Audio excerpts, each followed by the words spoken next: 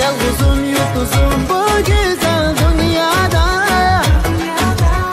Muhabbetim ametim sen oldun yerimde. Levleringe halım bulay, mengülükge yarım bulay. Karlı kaçtep kaşımdın yüzlerimden cenim ayrılmay. Leylim bulgun can güzelim, sizi şirin gözü kumarım.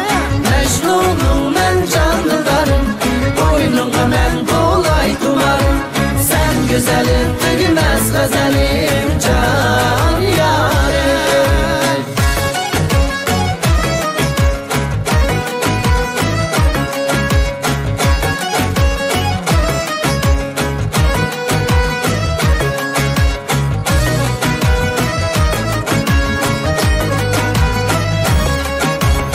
Yer aşığım ömrüm gül bulsam bağlarına. Ben saklaymen seni termirip yollarında. Yüreğimni yar kıynama, süyümen basınıla. Sana köydüm, seninle süydüm, kirek emez bana başkıyla. Leylim bulgun can güzelim, sizi şirin gözü kumarım. Mecnunum ben canlılarım, boynuma ben kolay dumarım. Leylim bulgun can güzelim, sizi şirin gözü kumarım. Mecnunum ben canlılarım, boynuma ben kolay dumarım.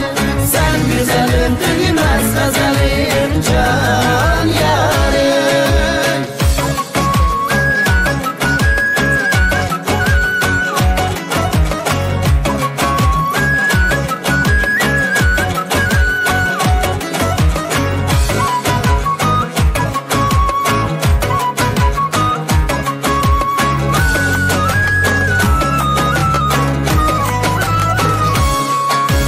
Leylim bulgun can güzelim, sizi şirin gözü kumarım.